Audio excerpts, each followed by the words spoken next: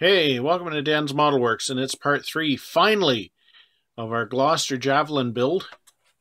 And just as a recap, we have the underside spray painted nice flat white, but we still need two different colors for the upper surface. We've got kind of a slate and kind of a dark green that's got to go on here. And then, I don't know, 100 decals, something like that, some ridiculous number. If you've been following this project or attempting to follow this project, it's been even longer than some of my past projects. And I want to apologize for that. There's a period where I didn't get a whole lot of modeling done at all. Basically, end of August, beginning of September. And then the other reason that this has kind of been languishing is hopefully you guys have already seen it before, or hopefully you've already watched it before this. And that is our two-part video on the ghosts and remnants of the Welland Canal. Now, when I'm recording this, I haven't yet put it up on YouTube. As a matter of fact, as I'm recording this part right here, part 2 is currently saving off of Movie Maker. And I don't know if there's simply more video elements to these two videos than anything I've ever done before, but my computer is really grunting and struggling with it. Basically, the more individual cuts of video that you have, the more elements that come together, the more the computer has to work with. And I have a bunch of map animations in there. There were scenes where we had like maybe about 5 minutes of footage, and in order to get it down to the length we wanted, I had to cut, 2 or 3 pieces out of that bit. There were times when there was a tree in the way, and I simply cut that chunk out. It's been a long, tough road to edit these two videos. So I just didn't feel like coming down and doing any modeling. So if you haven't already checked out the Ghosts and Remnants of the Third Welland Canal, which is basically the canal which was built before the current canal, it was built in the mid-1800s, I encourage you to check it out. And if you're like, you know what, Dan, I just am not interested in ships or canals, okay, fine, I get that. But if you know somebody who is kind of interested in that sort of video, explorers of old right-of-ways, things like that, they're fans of, let's say, Martin Zero, or they like watching the White Wicks, where they're looking at all the abandoned railways and canals and things like that. I think actually that channel is called Paul and Rebecca now. Anyway, if you could quite possibly recommend our video of, Ghosts and Remnants of the Third Welland Canal to anyone like that, we'd certainly appreciate it. So now let's get on to the build. What we need to do, first of all, is take this masking tape off. Basically, I'm going to glue the canopy on with some Mascol, and then I'm going to paint the whole canopy with Mascol.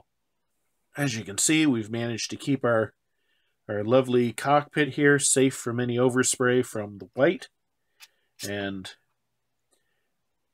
probably I'm going to tape the whole underside first, and then the last thing I'll do would be to actually put the canopy on.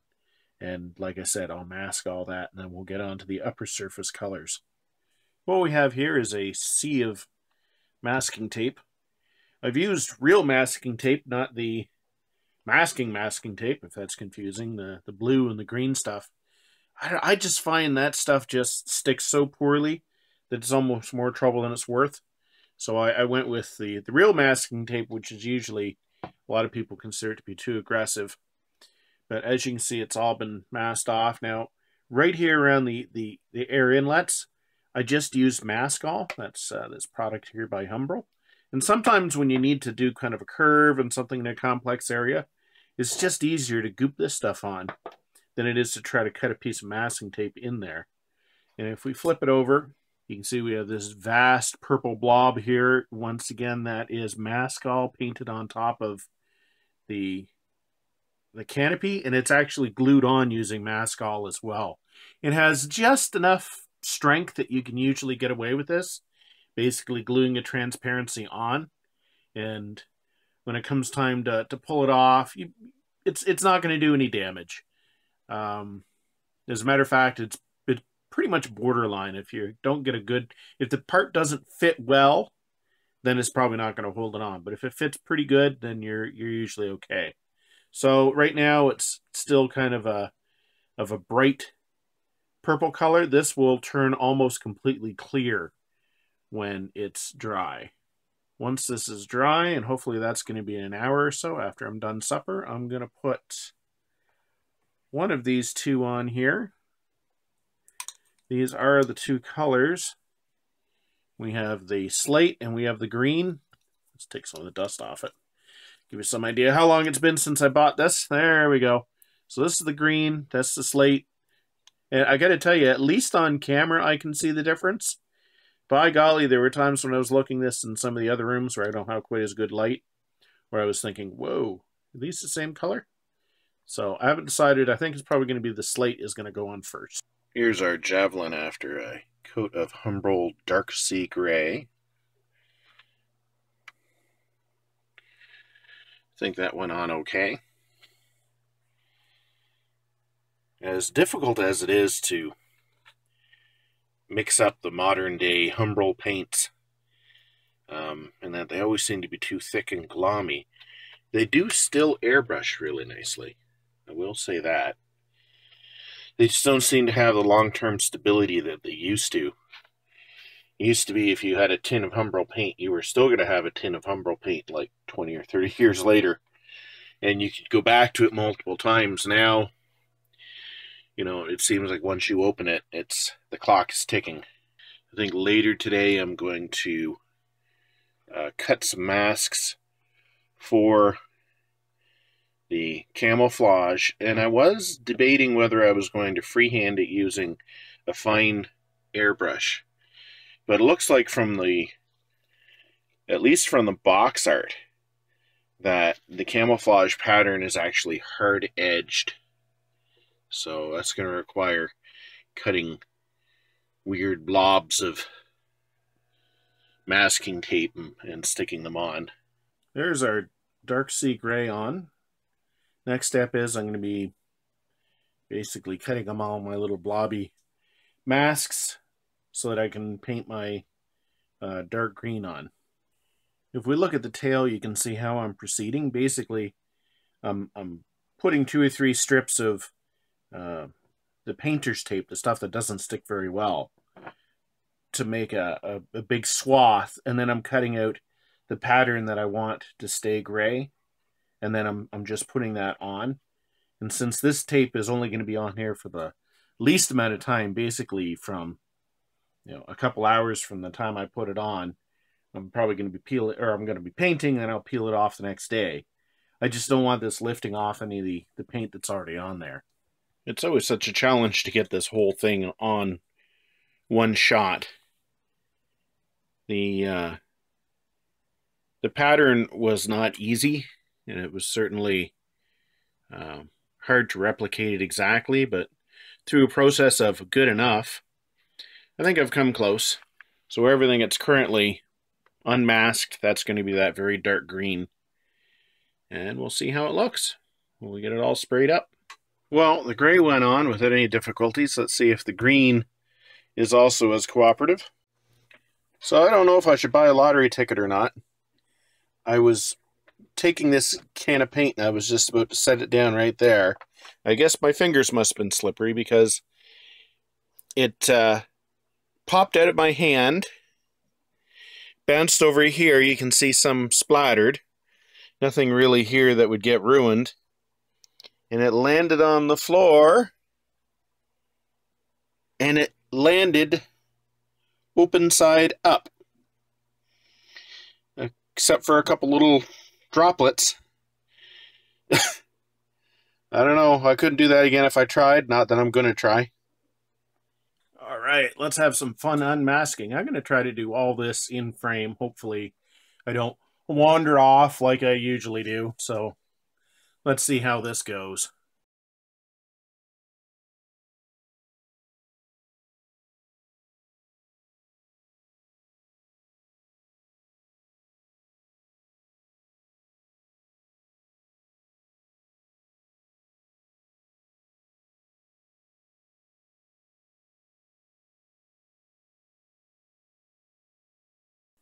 Well, I think that went pretty well. Best of all, the mascol on the canopy didn't come off. I am going to just touch it up a bit, just because some of it may have flaked off. The reason I want to keep the mascol on the canopy is I'm going to be spraying the whole thing with gloss coat, putting decals on, and then I'm going to hit it with a dull coat. And if I keep the canopy on and covered with mascol the whole time, that'll protect my cockpit and everything like that, and I can worry about the canopy later. So here's our underside, and it stayed pretty white. As you can see, the engines are going to have to be painted whatever engine color they're supposed to be, jet exhaust, I would imagine. And the air inlets here, they are, I believe, a black color, or at least a very, very dark gray. That actually went fairly well. I'm happy with that. Okay, the big bit has been shinified. That was basically, to me, a gloss coat. So, we're getting close to putting decals on this. Just want that gloss coat to set up for a day or two before I start handling it. If you're going to be putting 100 decals on, that's a lot of handling. So I would rather that the gloss coat have a good long chance to dry. I've got the refueling probe painted here. And I'm not going to put that on till probably, final assembly, mostly because it's only going to get in the way. And I have a tendency to knock things like this off. The ray dome has been painted. Oh, isn't that cute? It's a tester's bottle with a pointy hat on it. So, they do tell you need to put weight in the nose to avoid tail sitting. I think something like 25 grams. So that will still need to be put in there. I often wonder how come model manufacturers don't just give you a little slug of lead or something or other, the correct weight, and say, put it in. I know Tamiya has done that occasionally, but I think everybody should do it, really. So I'm going to be starting on the landing gear now. Get that progressed so it's ready to go on at the appropriate time. And now it's time to tackle the decals. The decal sheet that is so big, I can't even get it all on one shot. The decal sheet that's probably about 75% of the size of the box. Won't be a blow-by-blow of putting the decals on, maybe a little bit of a montage of them going on. If I don't start, I won't finish. Houston, we appear to have a problem. So I was about to start decaling, thinking that this sea of decals was called out on the sheets. And yeah, they call out the large major ones, which is good,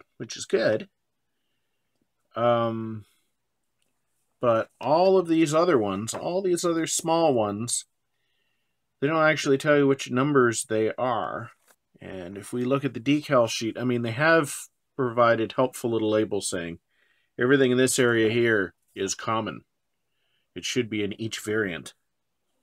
And down here, these are your pylon decals, and these are for the Fire Streak missiles, and these are for the drop tanks. But in terms of all the other little ones, it's pretty much figured out for yourself. I mean, obviously, these are your three major paint schemes. But all of this little paperwork here, that's all going to be figured out. I am an idiot. So, what makes me an idiot? Well, I have a pet peeve at work. The pet peeve is people who do not read the labels on the outside of cases, boxes. People who, instead of looking at the side of a box of pizzas and saying, oh, that's pepperoni, oh, that's deluxe, and they have to rip open every case instead of reading. So seeing as that's my pet peeve, this is, me being just as guilty as many other people on the planet. Every time I looked at the instructions, white. It's white. The underside of this is going to be white. And I kind of blame the fact that the last lumpy British plane I built, which was very recently, was the Harrier, and it had a white underside. Except, it plainly shows that you're supposed to paint the underside of this thing 11. 11 is silver, which finally managed to work its way through my noggin as I was looking for, all the decal numbers, and only a few of the decals have numbers. The underside is now silver. No, I didn't film any of the repainting of it because I was pretty disgusted with myself. So, it's about a week after I started putting the decals on. Unfortunately, I'd already put this one on and that one.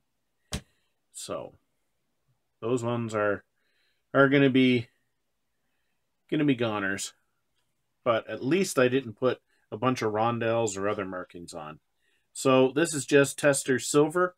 I didn't want to go with chrome silver because I had a sneaking suspicion that this is probably silver paint, not bare metal.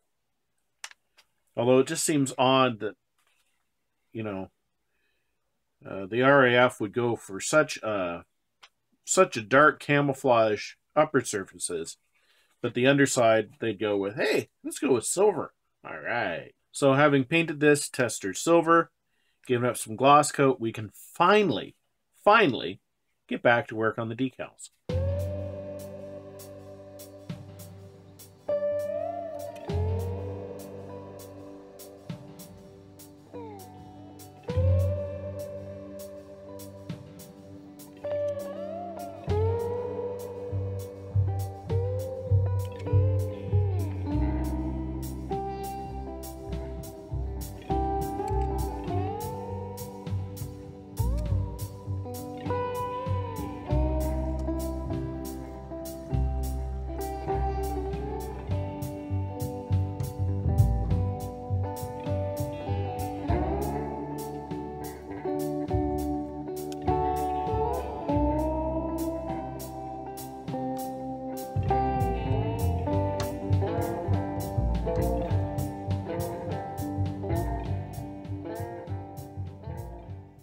I'm taking a break from doing the decaling here to get my boarding ladder together.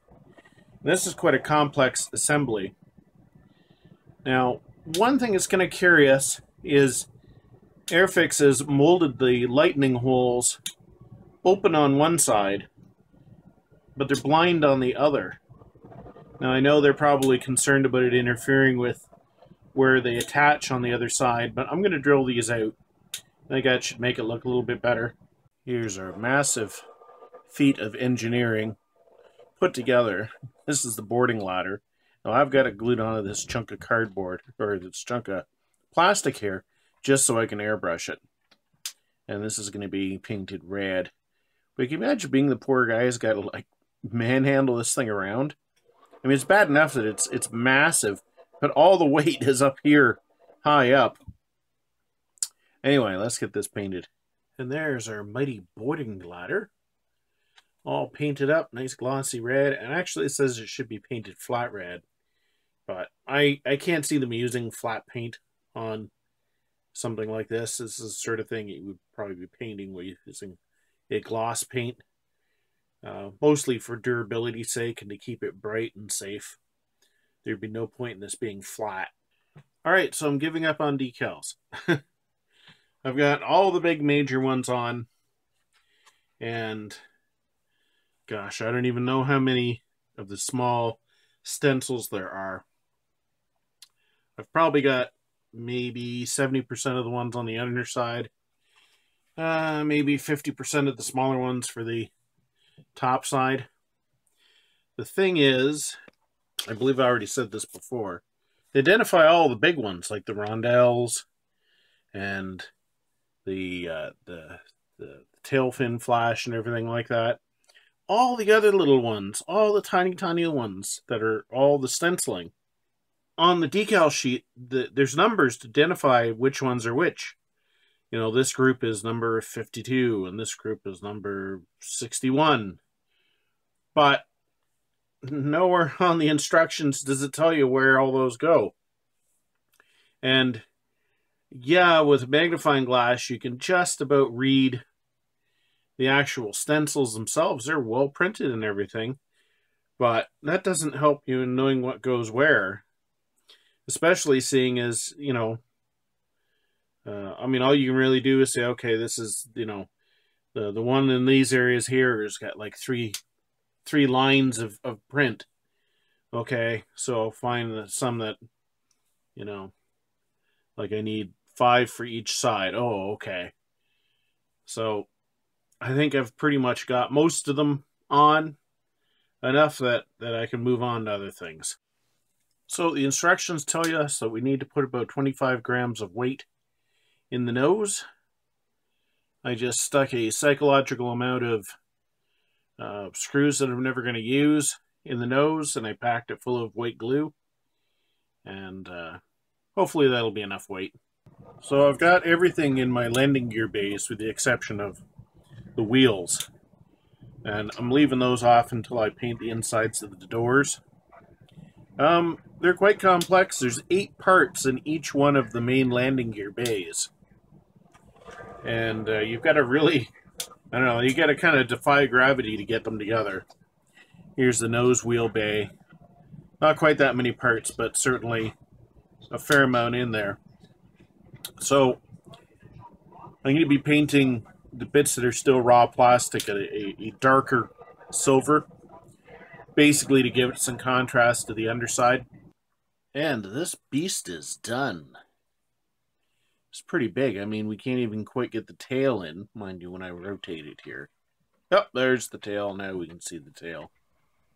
As I said in the first episode of this project, I don't know, Javelin has never really struck me as the term I would use for this plane.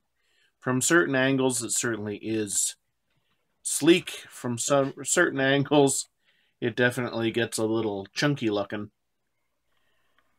I don't know how much weight I put in the nose. It probably far exceeded what should have been put in there. But basically, you know, I'd rather put too much in and have it sit solidly than not enough and always have it on the edge. It was a fun kit to put together. The only annoying parts of this would be the front landing gear doors. They were pretty horrid. The decals were fine, with the exception of all of the stencils. It would have been nice if they had said, you know, these panels here require stencils number 16, and this is stencil number 17, 18, 19, 20, as opposed to putting numbers on the decal sheet. But they didn't actually put the numbers on the diagram. They did for the big items, which is kind of silly because they were easy to figure out. The stripes on the Fire Streak missiles, I ended up painting those on. It was actually less work than trying to use the decals. Now, I went with leaving the nose cones on the Seeker clear.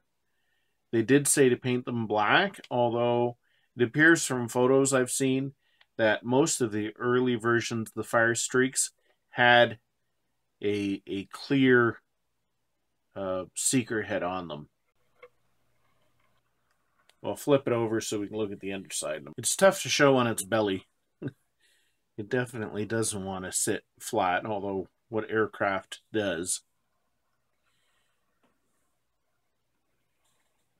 Now I used panel wash on the upper surfaces. I didn't use it on the lower surfaces, mainly because all of the panel lines really stood out anyway. And I find when you use panel wash, sometimes you can end up darkening areas that you don't want to darken up. Whereas on the upper surface, it definitely was worth it. The landing gear bays, you can see how complicated they ended up being. And of course, then we have these dual spikes on the outer wings. I'm assuming those are pitot tubes, although they probably going to be some of the largest ones I've ever seen, other than what you'd find on a research aircraft. Now, there were a couple of decals near the back here that I ended up putting on before I made my great realization that the underside of it should be painted white.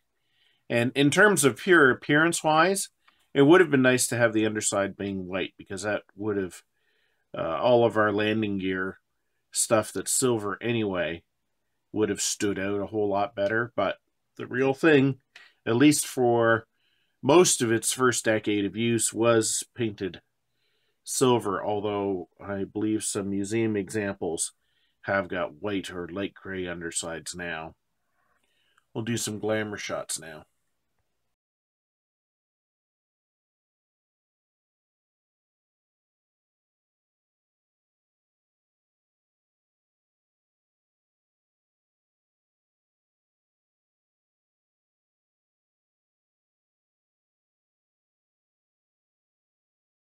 So, am I the only one who thought the boarding ladder would go all the way to the ground? Apparently it doesn't. I believe on the real aircraft there's probably some pockets that are spring loaded, and when they put the boarding ladder in place, it kind of engages with these. But this just makes this whole boarding ladder so much more awkward. Because I thought you would like put it on the ground and then it would kind of swing against the aircraft, and the weight would be taken down here and it would just be kind of hugging the aircraft. This just basically, I don't know, clings onto the side like a limpet. Now I've got this held in place with some very small strips of blue tack, or fun tack as it's sometimes known. As a matter of fact, you can just see a tiny bit of it peeking out there. Now, just for funsies, I've got our Javelin next to basically one of its contemporaries, the Canuck.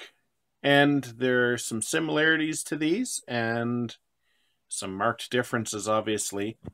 They're very traditional aircraft for the time, in that they were still just basically very large aluminum aircraft. They were both designed to be two-seater all-weather interceptors. They had a fairly sophisticated radar at the time.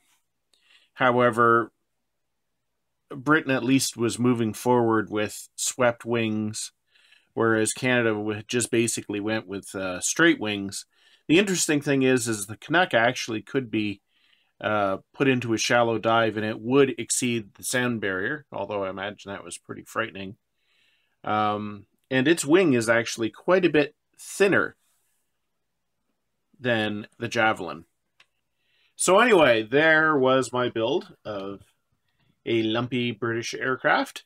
I say that with lots of respect, and this is probably one of the most enjoyable Airfix kits I've ever made, with the exception of the decal callouts for all the stenciling could have been far better. This was an amazing kit. It just went together so well. The engineering was brilliant on it, and I can't recommend it enough. I know a lot of other Airfix kits can be rather dodgy, but this one was awesome. So, thanks for watching. Until next time, just keep on modeling.